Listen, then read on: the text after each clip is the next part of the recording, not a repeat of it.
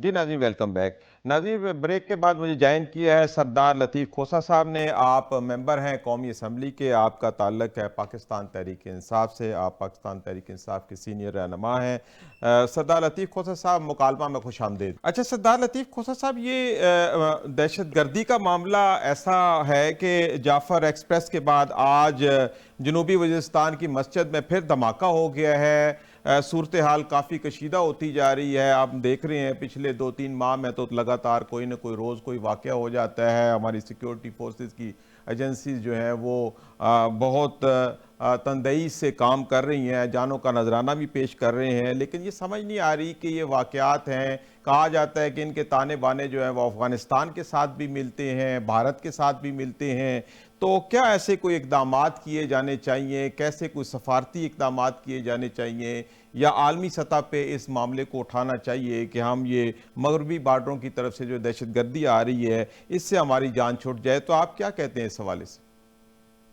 वाकई आप समझते हैं कि सिक्योरिटी एजेंसीज हमारी बड़ी तनदेही और मुस्तैदी से काम कर रही हैं? जी। तो देखें, अगर सिक्योरिटी इंटेलिजेंस का इतना बड़ा नेटवर्क है हमारा, माशाल्लाह, जी। हमारी एस्टैब्लिशमेंट जो है दुनिया की पांचवी छठी सबसे बड़ी जो है एस्टैब्लिशमेंट मुतसवर होती है, जी। और पाकिस्तान एक एटॉमिक पावर है, जी। पाकिस्तान एक ताकतवर मुल्क है। जी। लेकिन काश काश के हम आइन पर अमलदारी करते हुए अपने हदूद कयूद के अंदर रहें। जी। देखें, जब एस्टैब्लिशमेंट जो है वो अपना इंटरनल सियासत में पड़ जाती है, जब जी। एस्टैब्लिशमेंट सारा बिजनेस का ठेका ले लेती है, जब आप सारे मुल्क पे एलीट कैप्चर कर लेते हो, जब आप 17 सीटें जीतने वाले को वजीर आजम बना देते हो और 180 सीटें जीतने वाले को आप पाबा सलासल कर देते हो, जब आपका सिर्फ एक मिशन रह जाता है कि पाकिस्तान तहरीक इंसाफ के बानी इमरान खान और उसकी पार्टी के कायदीन को कैसे अंदर करना है और उस पार्टी को कैसे जो है बखेरना है हवा में,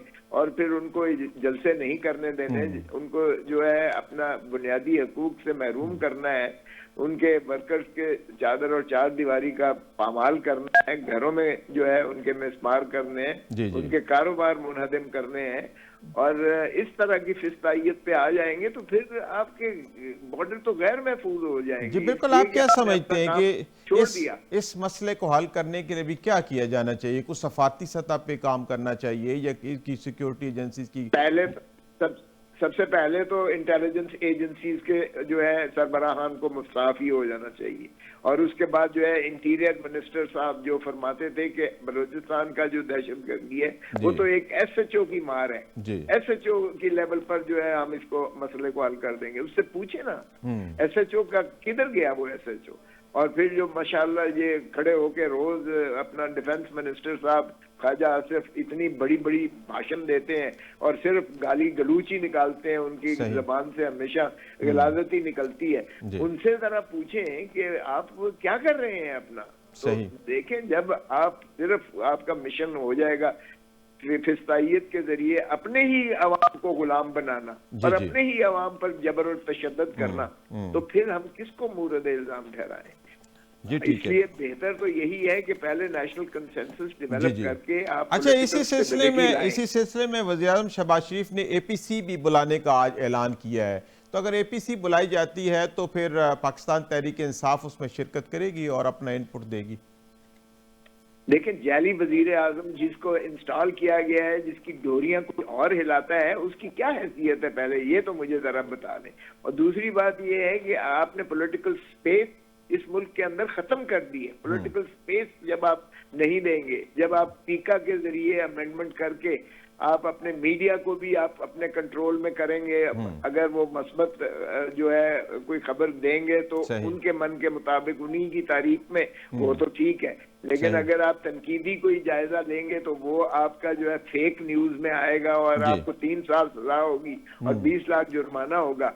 और जब अगर कोई सियासी जमात जो है वो जलसा करने की वो सोचेगी तो 144 लगा के आप जो है वो तबाही फेर देंगे सारी। तो मुझे बताएं कि किस किस्म की आप पॉलिटिकल कंसेंसस की बात कर रहे हैं। लेकिन मेरा नहीं ख्याल के प्राइम मिनिस्टर कोई संजीदगी से ये कुछ कर सकता है। हमारे ये पार्ले जब हुए हमारे पार्ले जब हुए तो हमें तो मुलाकात करने की भी इजाजत नहीं थी इमरान सही, खान साहब लेकिन के वक्त साथ, की और वक्त जब की जाते अहम थे तो जरूरत उन्हें है। गिरफ्तार कर लेते आप थे। क्या समझते हैं कि वक्त की अहम जरूरत है कि इस वक्त सियासत को बालाए ताक रख के इस दहशतगर्दी जैसे जो मामलात हैं उसके लिए हमें यकजा होना चाहिए और कोई कौमी सतह पे इसकी ऐसी पॉलिसी बनानी चाहिए, कोई ऐसे इकदामात करने चाहिए कि हमारी कौम जो है वो इस दहशतगर्दी से बाहर निकल सके? आप तो सियासत तो इबादत है भाई। जी सियासत को गाली मत बनाएं। ये सियासी करके जो है, देखें जब सभी लोग करते हैं सियासत भी तो कुर्बानी देते हैं। सही। तो इसका मतलब ये नहीं है, वो तो सियासतदान तो बल्कि रेगुलेट करते हैं, चैनलाइज करते हैं अवाम को, वो जो है उनकी रहनुमाई करते हैं, उनको जो है वो तशद्दुद से माने करते हैं, सही। और उनको जो है मेन वो कोशिश करते हैं हम आहंगी और यकजहती की, और एक सोसाइटी में अमन की जो है तरफ रागिब करते हैं। जी ये जो इस किस्म के थर्ड क्लास सियासतदान आ गए, ख्वाजा आसिफ जैसे, और इस तरह के जो है ये माशाअल्लाह हमारे जो मोहसिन नकवी जैसे, जी ये इन्होंने जो है इसको आलूदा करके रख दिया है। जी और ये जो है सिवाय इसके के तकरीब कारी पर जिस चीज में कदम रखते हैं, जी क्रिकेट में कदम रखा है तो क्रिकेट को तबाह करके रख दिया है। अगर ये होम मिनिस्टर बने हैं या इंटीरियर मिनिस्टर अच्छा बने हैं तो अमन आमा को तबाह करके रख दिया है। अच्छा, सरदार ये अल्लाह लतीफ का खोसा वास्ता साहब, है। सरदार लतीफ खोसा जी साहब, ये सवाल उठाया जाता है कि केपी के अंदर चूंकि दहशतगर्दी बहुत ज़्यादा है और पीटीआई की लगातार वहाँ पे हुकूमत चली आ रही है, तो सिक्योरिटी फोर्सेस तो कहते हैं कि बहुत इकदामात कर रहे हैं, लेकिन सिविल हुकूमत जो है वो बहुत ज़्यादा इस हवाले से तवज्जो नहीं दी जा रही। तो ये क्या बात दुरुस्त है ये? माशाअल्लाह।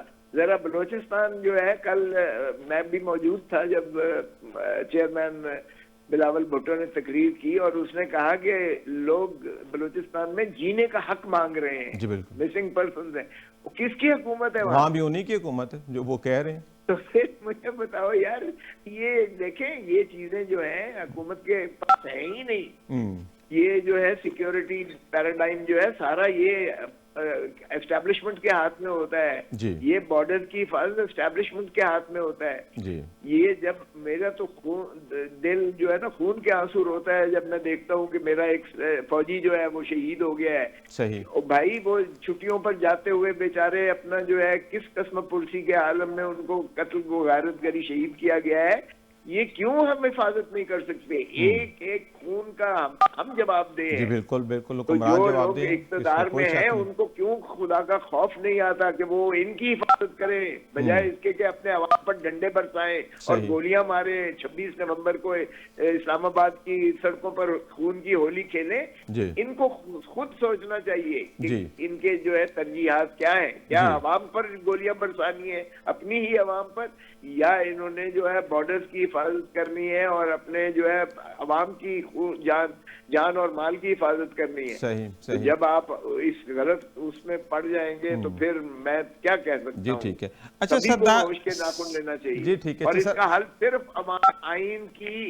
आइन के हदूद कयूद के अंदर अमलदारी पर ही। जी बिल्कुल, आपकी बात ठीक है कि जब तक आइन की अमलदारी नहीं होगी तो हम इस तरह के मसाइल का शिकार रहेंगे। अच्छा सरदार लतीफ खोसा साहब, ये पंजाब की तरफ आते हैं। पंजाब असम्बली में एक करारदाद मंजूर होती है कि 2 ऐवानी निज़ाम चाहिए हमें, एक ऐवान से हमारा काम नहीं चलता और पंजाब कौंसिल बनानी चाहिए।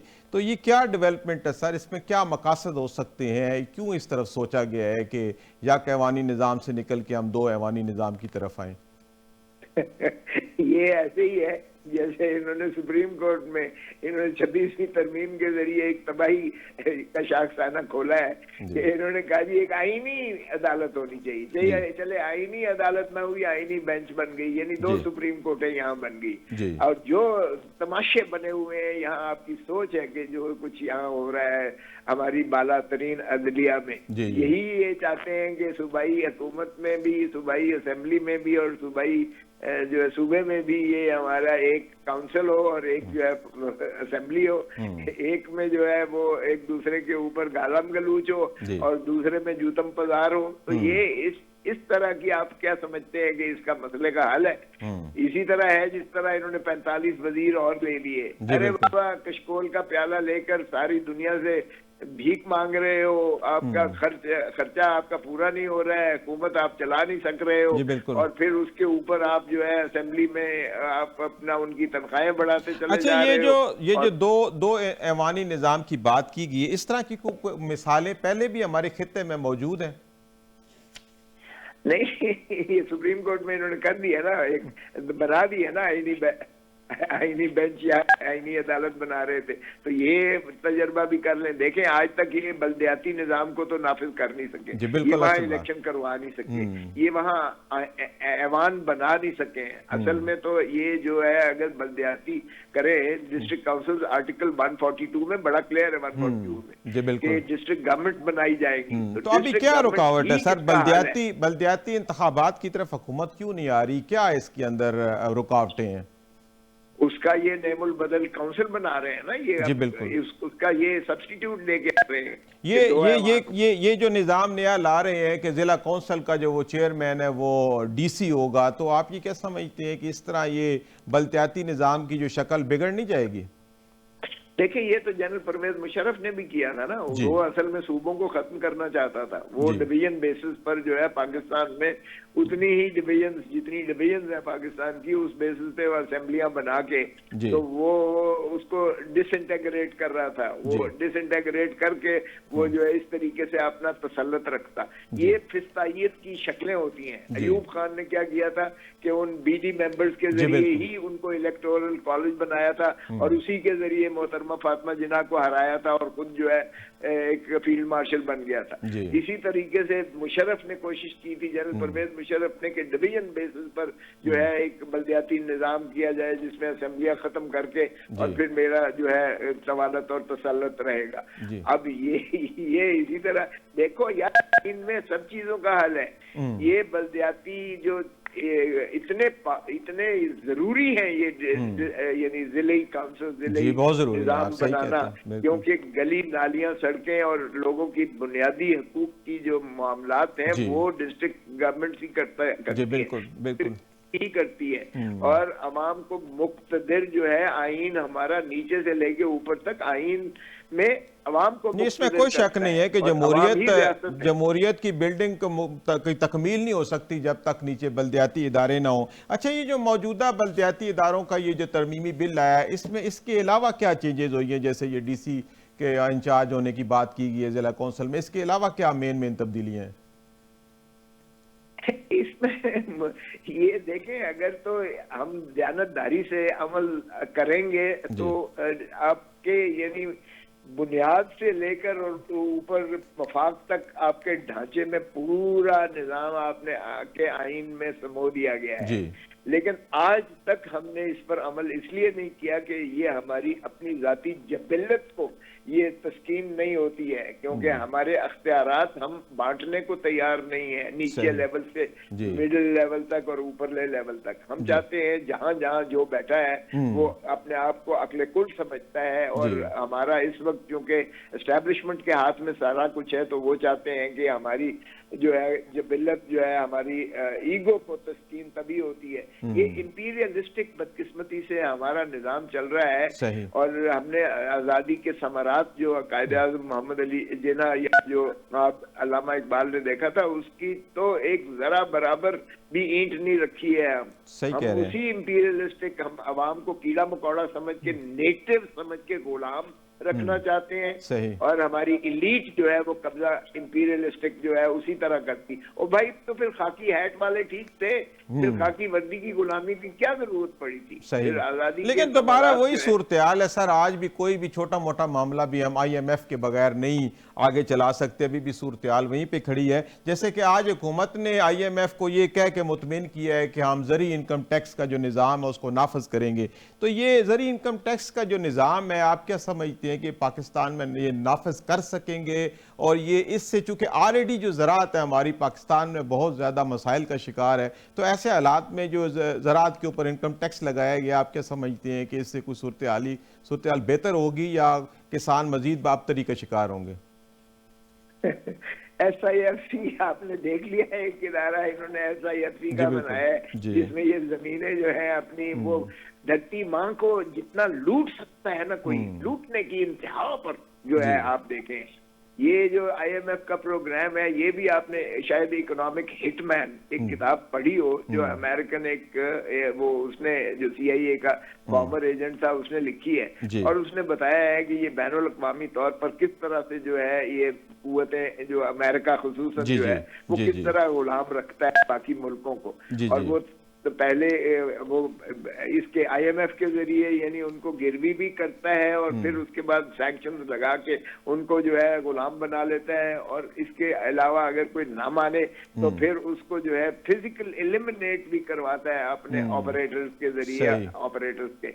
और जब उसे इस्तेमाल कर लेता है तो ज़ियाउल हक की तरह उसे हवा में बखेर भी देते हैं। ये इनकी फिस्तायत जो है। हमारे अगर इस्लामी मुल्क बादशाह है, आप क्या कहूँ मैं, कि सारी जगहों पर उन्होंने जो है एक तकरीबकारी का ऐसा अंतर किया है कि हमारे जबन मुल्क मिलकर भी एक छोटे से इसराइल से जी बिल्कुल आप सही कह रहे हैं बिल्कुल। और उसकी जो है हम अपना जो है जेनोसाइड करके हम फलस्तीनियों को हमने मरवाया है। कश्मीर आज तक गुलाम है, हम कुछ नहीं कर पा रहे हैं। तो हमारा तो ये आलम है कि हम उनकी जो है उस डिक्टेशन पे चलते हैं, और हम अपनी अल्लाह की रस्सी को मजबूती से थामने की बजाय हमने उनकी गुलामी को तस्लीम किया है। और ये बड़ी बदकिस्मती है, मैं समझता हूँ। जब तक हमारा जो है पाकिस्तान धरती माँ से प्यार करना नहीं सीखेंगे, और जब तक हम ये कुफ्र के फतवे लगाने बंद नहीं करेंगे, और सिक्योरिटी हम वो रिस्क नहीं सबको गिनना शुरू कर देंगे। जी अच्छा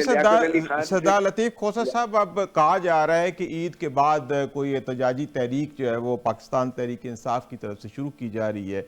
क्या प्लान है, कैसे करेंगे? सोलो फ्लाइट होगी या कोई दीगर मौलाना फजल रहमान जैसे जो मुक़्तदर शख्सियात इस वक्त नजर आ रही हैं, महमूद अचकज़ई वगैरह, उनके साथ कोई तावन भी होगा?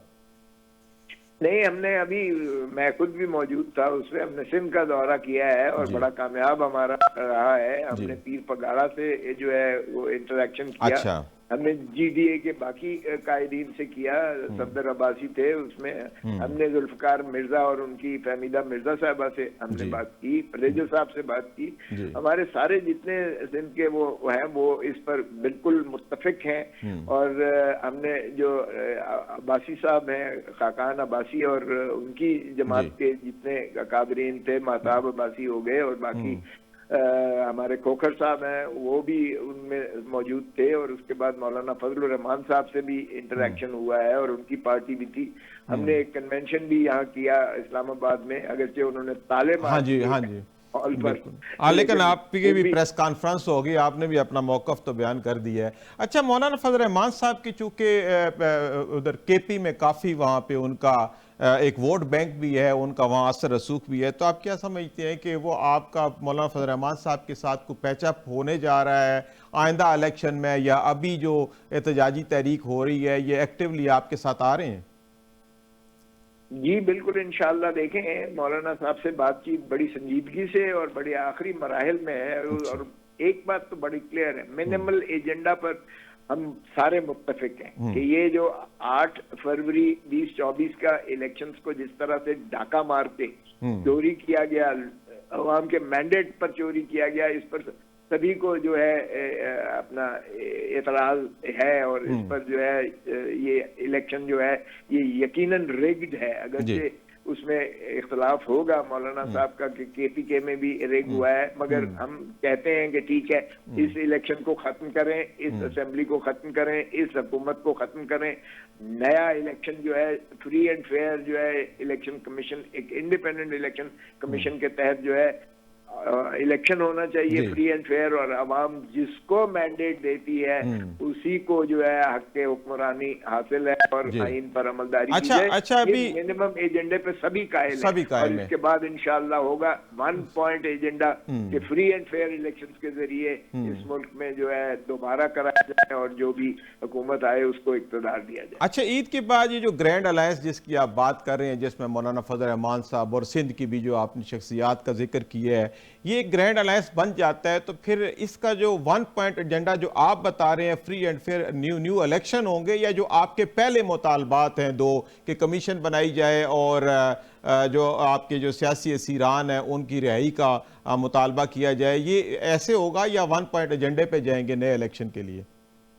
देखिए, खान साहब जेल के अंदर से उन्होंने ये 8 फरवरी का इलेक्शन लड़ा था। अब आप अंदाजा करेंगे उसमें भी 2/3 से ज्यादा उनको मिली थी। और आज हमें इस पे कोई सरोकार नहीं। आज ये इलेक्शन करवा लें, 17 सीटें जो मुस्लिम लीग नून की मिली हैं उनका पॉलिटिकल कैपिटल 0 हो चुका है, 0 हो चुका है। और इनकी हर फिस्तायत से इमरान खान जो है वो माशाल्लाह उसका जो सितारा है वो आसमान तक जो है वो अरूज कर चुका है, उसकी पॉपुलैरिटी। इसलिए हमें इस पे कोई सरोकार नहीं है भले ही, लेकिन हम एक एजेंडा पर ही चाहेंगे। यकीनन हमारा ये है कि सियासी जो है माहौल अगर आपने मुकद्दर यानी आलूदा कर रखा है तो उसको आप जो है अनडू कीजिएगा, सियासी असीरान को छोड़िएगा और फ्री एंड फेयर इलेक्शंस करवाएं।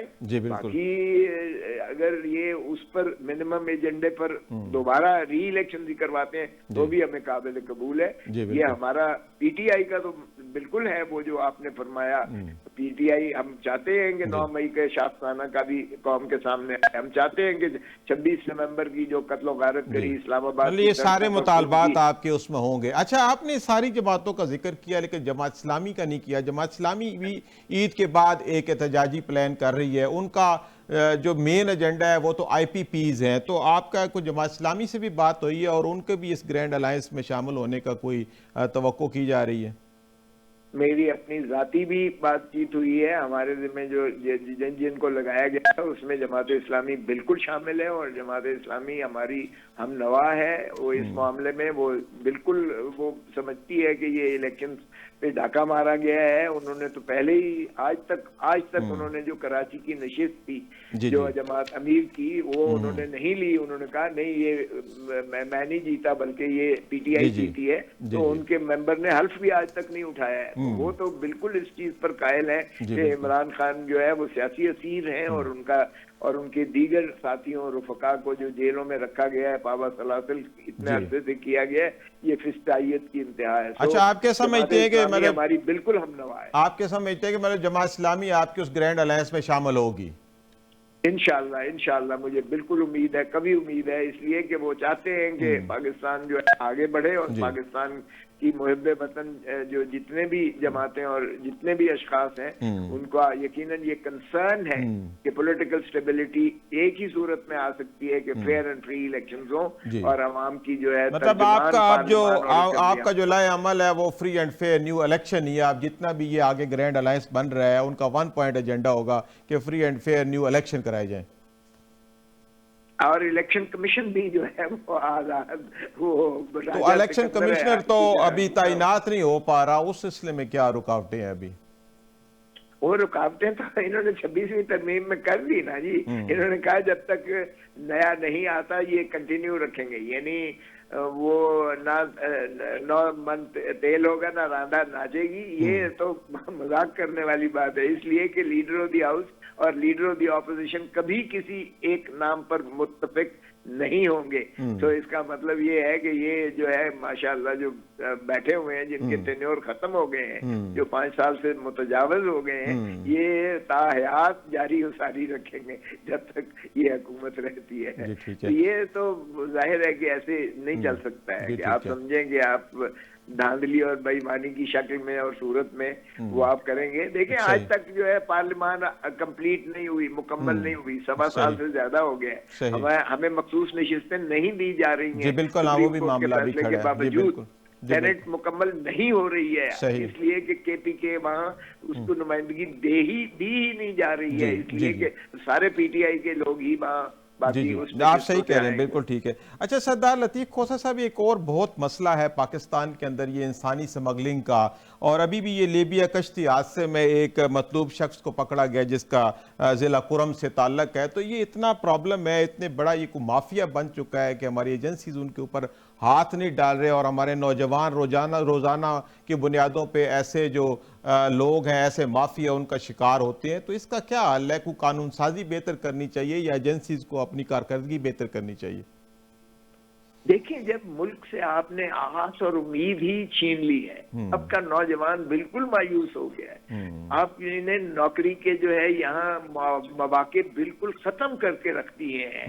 लोग जो है आपके 70% 35 साल कम उम्र के बेचारे जो है वो हलकान होके जो है, मैं जब चांसलर गवर्नर था तो मैंने 36 यूनिवर्सिटीज के वाइस चांसलर को बुला के मैंने कहा, भाई आप खुदा का खौफ करें, आप अपने निजाम तालीम को ठीक करें, आप जॉब सीकर्स प्रोड्यूस कर रहे हैं, आप उनके हाथ में डिग्रियां दे रहे हैं कि जा पुत्र नौकरी जाके लब।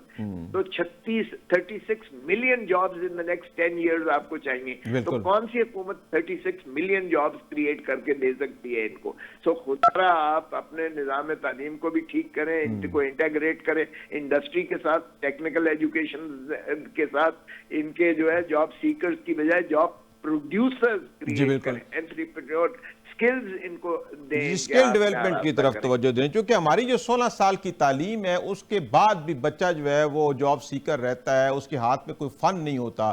तो ये बात आपकी बिल्कुल ठीक है कि कोई फनी तालीम की तरफ जो है हमें जाना चाहिए, और इस हवाले से हुकूमत तो कोई इकदाम नहीं कर रही। तो अच्छा, अभी ये आखिर में हमें बताएं कि इस वक्त जो पीटीआई के जो हाई प्रोफाइल केसेस चल रहे हैं उनकी क्या सूरत हाल है, कहाँ कहाँ आपको रिलीफ मिलने जा रहा है? देखिए, रिलीफ हमें मिलना, हम तो इंसाफ के मुतकाजी है। अरे बाबा, जिस मुल्क में जज खुद अपना इंसाफ के मुतकाजी हो, उसमें आप क्या मैं अब अर्ज करूं कि जस्टिस मंसूर अली शाह को नहीं दे रहे, जस्टिस मुनीब अख्तर को हाल देखें क्या है, जस्टिस आयशा मलिक को देखें, जस्टिस अतर मिनल्ला सुप्रीम कोर्ट के जजेस वो इंसाफ के मुतमन्नी है, उनको नहीं मिल रहा। इस्लामाबाद हाई कोर्ट के जजेस जो है वो नाला है कि खुदारा आपने कैसे मुसल्लत कर दिया, बाहर से लाकर किसी को चीफ जस्टिस बना दिया। उन्होंने जो है नालिश कर रखी है सुप्रीम कोर्ट से, वो कोई नहीं सुन रहा है। हमने 26वीं तरमीम को चैलेंज कर रखा है, वो कोई सुनने को तैयार नहीं है, फुल कोर्ट नहीं बना रहे हैं। रोज चिट्ठियां लिखते हैं सीनियर जजेस। अरे बाबा, हमें तो छोड़ देना, हमारा तो केस खत्म हो गए, इसलिए कि इन्होंने सबसे बड़ा केस साइफर का बनाया था, गद्दार इमरान खान, और वो आज आपने फैसले देख लिया है कि उन्होंने कहा है कि ना कोई गद्दारी है, ठीक है, इसमें कोई खिलाफ। जी, बहुत शुक्रिया सरदार लतीफ खोसर साहब, आपने वक्त निकाला और प्रोग्राम में शामिल हुए। नाज़रीन, सरदार लतीफ खोसर साहब का कहना है कि हम ईद के बाद एक ग्रैंड अलायंस बनाने जा रहे हैं जिसमें पंजाब और सिंध की तमाम जो है सियासी कुव्वतें हैं, तंजीमें हैं, जो हमारी सियासी जमातें हैं, उसमें मौलाना फजल रहमान है, जमात इस्लामी है, पीर पगाड़ा है, इसके अलावा जुल्फ़िकार मिर्ज़ा है, तमाम को मिला के हम एक इत्तेहाद बनाने जा रहे हैं, एक ऐसी कैंपेन शुरू करने जा रहे हैं कि जिसका सिंगल 1 पॉइंट एजेंडा होगा कि free and fair new election हो। नए इलेक्शन होंगे तो हमें इंसाफ मिलेगा, मौजूदा सिस्टम है हमें इंसाफ की कोई तवक्को नहीं है। तो इसी के साथ नाज़रीन, प्रोग्राम का वक्त अपने इख्तिताम को पहुँचता है। मैं अपने मेहमानान गिरामी फरहान बुखारी और सरदार लतीफ़ खोसा का बेहद मशकूर हूँ कि जिन्होंने वक्त निकाला और प्रोग्राम में शामिल हुए। नाज़रीन, अपने मेज़बान सईद अलवी को इजाज़त दीजिए। अल्लाह हाफ़िज़।